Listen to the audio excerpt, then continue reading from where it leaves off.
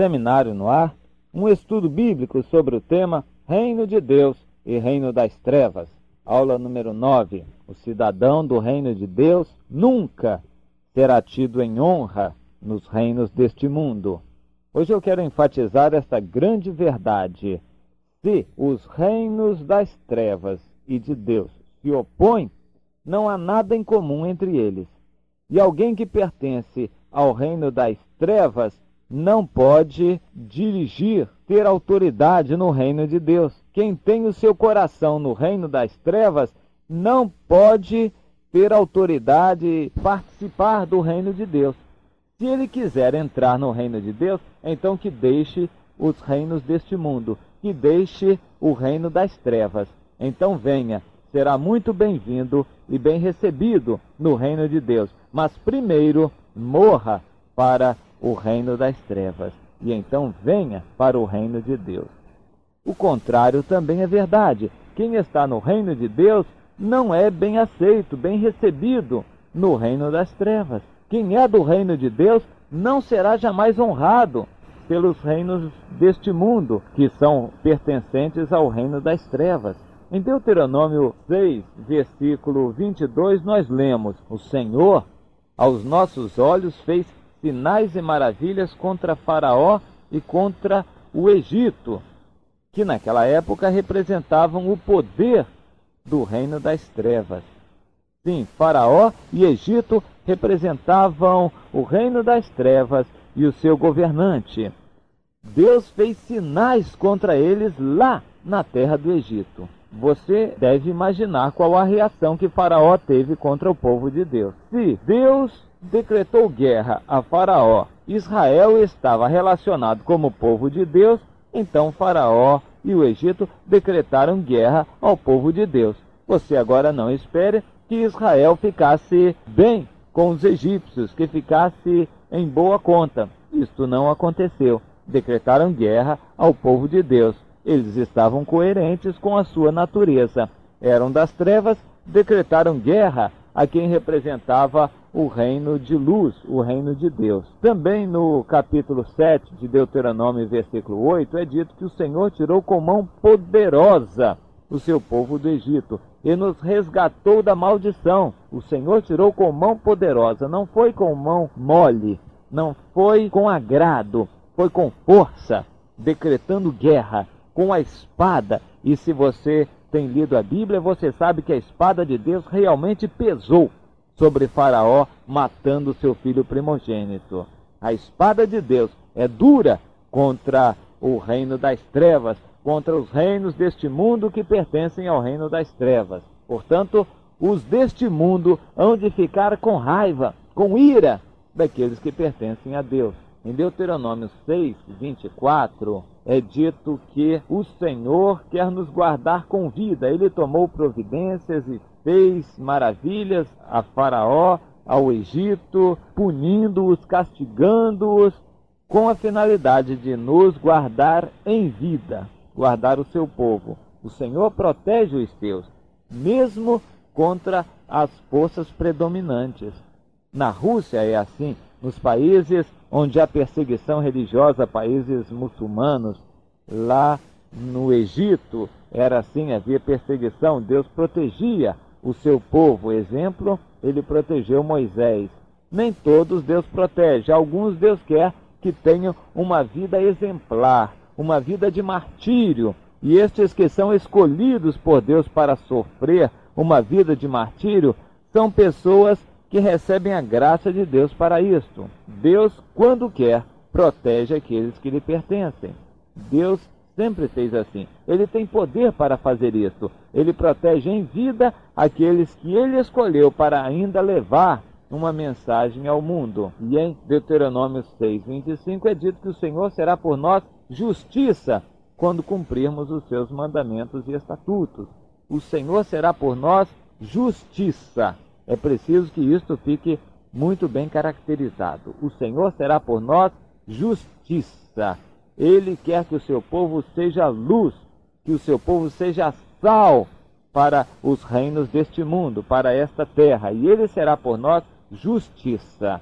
Ele quer que isto seja assim. Os reinos das trevas são injustiça, corrupção, mentira, engano, ignomínia, soberba, revolta contra Deus, mas o reino de Deus abriga aqueles que são feitos pelo Senhor justiça. Em Deuteronômio 7, versículo 2, é dito que quando o Senhor tiver dado as nações nas mãos do seu povo Israel, então Deus ordena: não terás piedade destas nações, não tolerarás, de todo as destruirás. Essa era a ordem de Deus, não ter nenhuma complacência, mas destruir totalmente aquelas nações. Você não há de imaginar que aquelas nações iam receber de bom grado a Israel. Hoje o mundo é a mesma coisa. Não imagine você que eles vão nos receber de braços abertos. Em Hebreus 11:33 é dito que os heróis da fé, aqueles homens por meio da fé, subjugaram reinos. Era uma guerra. Deus quer que façamos a mesma coisa. Pela fé, nós subjuguemos os reinos de nossos dias. Estados Unidos, Rússia, Europa de um modo geral e África. Deus quer que atuemos sobre a ONU, Deus quer que atuemos sobre os demônios da moda, da economia, aqueles demônios que regem a cultura social, aqueles demônios que estão em todos estes aspectos do reino das trevas. O Senhor quer que declaremos guerra a eles e que eles sejam derrotados. Nós os subjuguemos. Mas para isto é necessário que tenha fé. É necessário fé, meu irmão. O que serve a Deus, aquela pessoa que anda na presença de Deus, como Deus quer, jamais será tido como benquisto neste mundo. Jamais será um empregado modelo. Jamais será um militar padrão, um militar de boa carreira. Jamais será um funcionário carreirista. Jamais será honrado e receberá galardão aqui na terra. Você que é funcionário, você que é militar, você, meu irmão, que trabalha, é empregado, não pense que o mundo vai abençoar, vai dar glória a você, a menos que você faça exatamente tudo o que o mundo quer. Aí quem não vai ficar satisfeito com você é o Senhor. Mas se você quer agradar a Deus, então saiba que o mundo declarará guerra a você. Em Esther 3:8, nós lemos a respeito de um homem, Amã, que entendeu, ele era um ministro, um homem muito importante naquele governo, e entendeu a ameaça que Israel representava para o povo da terra. Ele falou de Israel como sendo um povo cujas leis são todas diferentes das dos outros povos, e não cumpre as ordens do rei. Esther 3, versículo 8. Este povo era Israel. As suas leis eram diferentes das leis dos outros povos e não cumpria as determinações dos outros povos, principalmente com relação à sua religiosidade. O povo de Israel ficou mal visto, houve uma perseguição contra Israel. Por acaso, providência de Deus, o Senhor se antecipou, tomou todas as providências e deu vitória ao seu povo, de maneira que os propósitos malignos não se concretizaram contra Israel, mas os propósitos eram de destruir o povo de Israel. E hoje o mundo quer nos destruir também, e só não destrói quando o Senhor nos protege. Em Daniel 3, versículos 17 e 18, os amigos de Daniel responderam para o rei: ó rei, se o nosso Deus quiser nos livrar, ele nos livrará de tuas mãos e da fornalha de fogo que acendeste. Se não, fica sabendo, ó rei, que não nos curvaremos aos deuses do teu reino. A palavra era dura. Eles enfrentaram aquele que estava representando o reino das trevas e venceram, porque a história mostra que aquele rei a seguir se humilhou. Depois que viu o poder de Deus na vida de Sadraque, Mesaque e Abidênego andando dentro de uma fornalha de fogo, o rei reconheceu que Deus era Deus. Então o reino das trevas foi humilhado. Atos 17, versículo 7. A acusação que traziam contra os cristãos era que eles diziam que há outro rei chamado Jesus, se rivalizava com César. No reino, lá no Império Romano, nós encontramos o povo de Deus perseguido. Os cristãos eram perseguidos porque eles não aceitavam a autoridade suprema do César. Quando se dizia César é Senhor, eles respondiam, não, Jesus é Senhor. A ira dos governantes veio contra o povo de Deus, eles foram perseguidos, milhares e milhares de cristãos morreram, comidos, devorados por leões, queimados nas fogueiras, soterrados nas catacumbas. Eles deram a sua vida pela sua fé, porque pertenciam a um reino superior. Em Jeremias 38, versículo 4, Jeremias é acusado de procurar o mal do povo e de ser a causa do seu insucesso. Jeremias, que há anos e anos, décadas, muitos anos, dia após dia, trazia palavra de Deus, palavra de advertência para o povo de Israel, agora era tido como a causa do insucesso do seu povo. A acusação que traziam contra ele era de que ele afrouxava as mãos do povo, ele desanimava o povo quando trazia a palavra de Deus. E então prenderam a Jeremias. O servo de Deus fiel é acusado de ser a causa da catástrofe de um povo.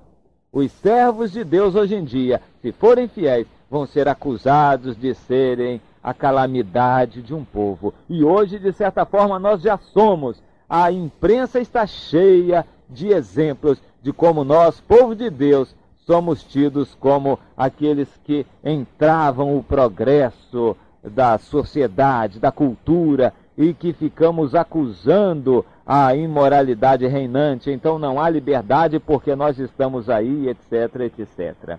Isto cumpre a palavra de 2 Timóteo 3, versículo 12. Todo aquele que quiser viver piamente em Jesus Cristo será perseguido. Esta palavra se cumpre. A perseguição já está presente. Basta que você seja fiel e vá agredir o reino das trevas, que você vá atacar o reino das trevas. Então Satanás se levantará e moverá todo o seu poderio para enfrentar a você, e você terá perseguições. Em Êxodo 5, 21, nós encontramos Moisés acusado pelo seu próprio povo de provocar a ira de Faraó sobre Israel. Moisés acusado pelo seu próprio povo era causa de despertar a ira, porque ele resolvera obedecer a Deus e estava agredindo a Faraó. Atos 11, versículo 19. A perseguição que se levantou por causa de Estevão. Estevão, ao falar em nome do Senhor, duramente, contra o erro do seu tempo, contra o reino das trevas, provocou uma grande perseguição sem precedentes. Os cristãos foram duramente perseguidos por causa de Estevão. Então com você não será diferente. Se formos fiéis, o reino das trevas decretará guerra a nós e causará um desconforto muito grande, em outras palavras, uma perseguição ao povo de Deus. E Jesus disse lá em João 15, versículos 20 e 21, se me perseguiram, também perseguirão a vós outros, e isto farão por causa do meu nome. Por causa do meu nome, esta palavra se cumpre. O mundo há de nos odiar, de declarar guerra a nós, por causa do nome do Senhor, se levarmos esse nome em nossa vida.